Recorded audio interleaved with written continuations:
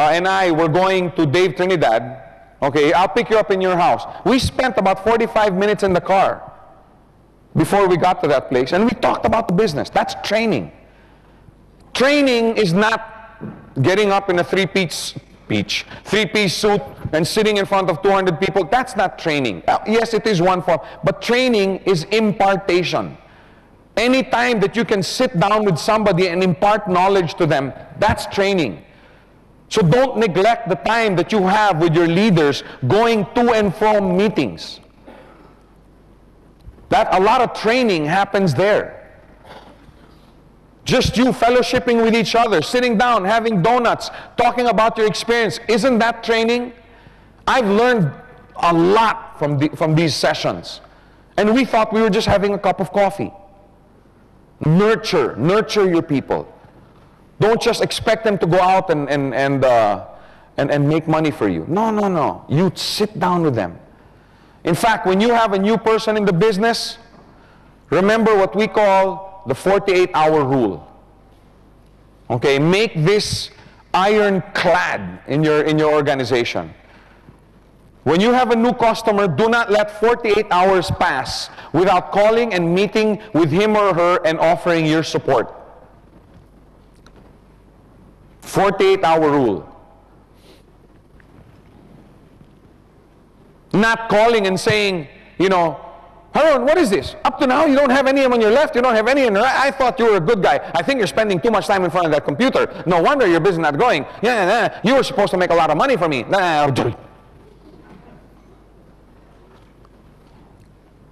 That's traditional.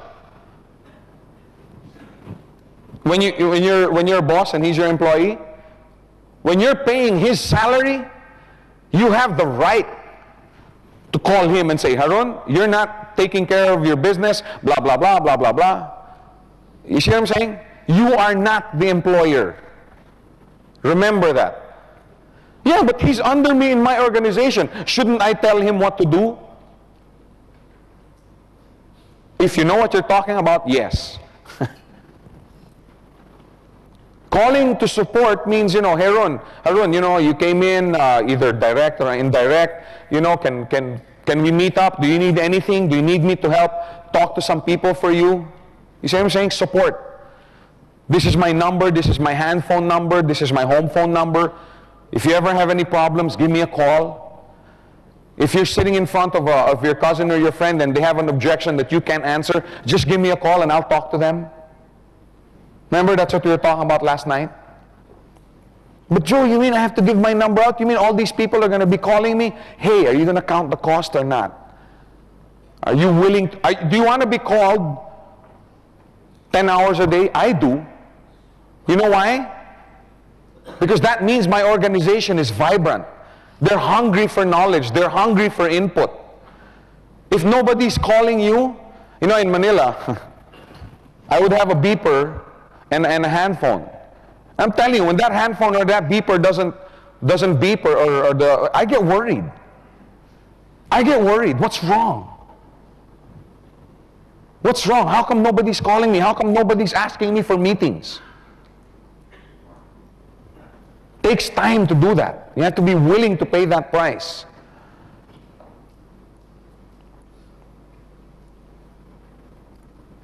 Ask if they need help to present. Many times these people are excited about the business but have no idea what to say.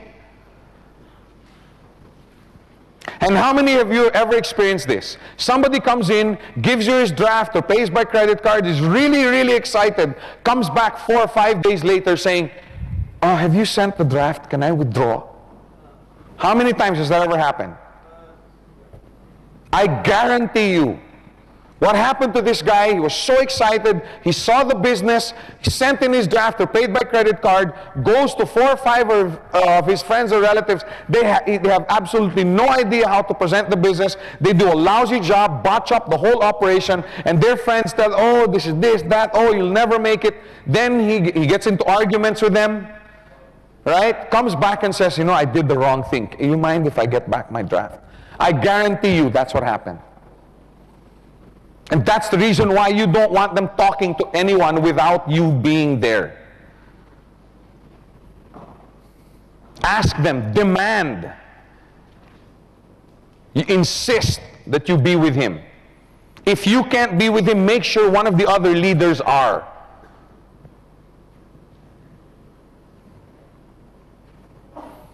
Ask if they need some help on answering any objections. You can call, yeah, Harun, you know, there's this guy, I had a hard time with him. Why? What happened? Blah, blah, blah, blah, blah, blah, blah. Okay, the next time this comes up, this is how you answer this. The next time that this comes up, this is how you answer this. You see what I'm saying? Don't just hang up the phone. Oh, man, you must have done a lousy job. You better go train. Hey, who's supposed to train them? Whose responsibility is it?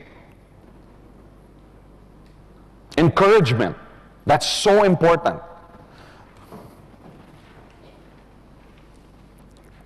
People new in this business have to know that they're doing the right thing. Yes, they have to know when they're doing the wrong thing.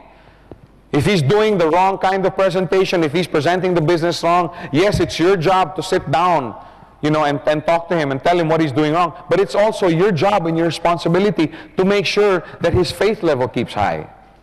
Encourage him. Isn't it nice to receive encouragement? Isn't it nice?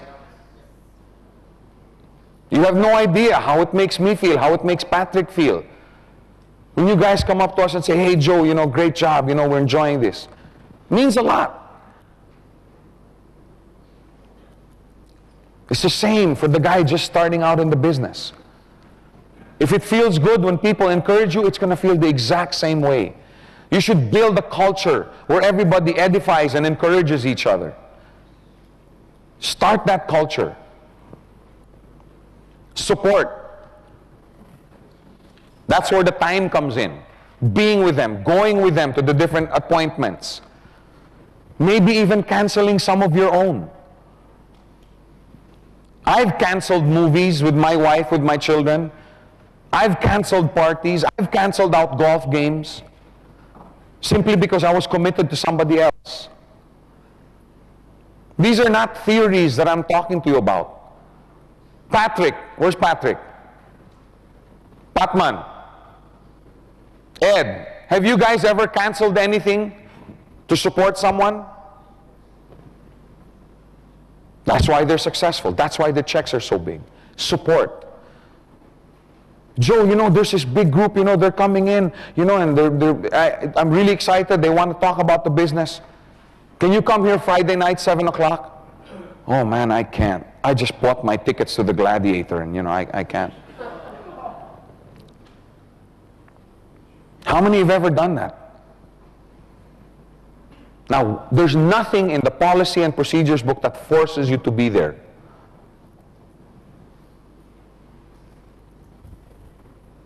It's a moral obligation. Go to them, support them. When I first got involved with this business, I told my wife and my children, I sat down with them, and I said, for the next 6 to 9 months, I'm going to be really scarce around this house.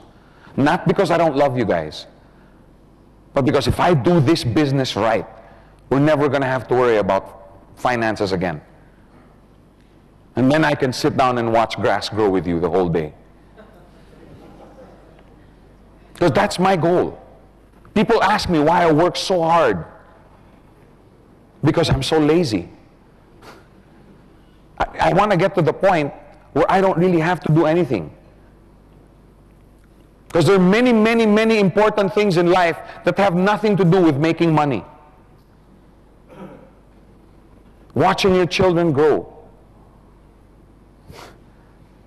Nothing gives me more pleasure and fulfillment than being with my children. You'll meet them all, by the way. They're all going to be here tonight. Spending time with your wife. Priceless. Going out and doing mission work. Priceless. Taking vacations with your family. Now that has a price. That's not priceless. But that's why we work hard, so that someday we don't have to work. But in the beginning, you have to work hard. And the hard part comes in the teaching, the supporting, the encouragement, the nurturing of your network. But I'm telling you, it pays. It pays dividends that you can't put on a check. Do you think I can put a price on the relationship I have with Ranjit and Tony and Ronnie and Patman and Patrick and Ed? I can't put a price on that. Build a team.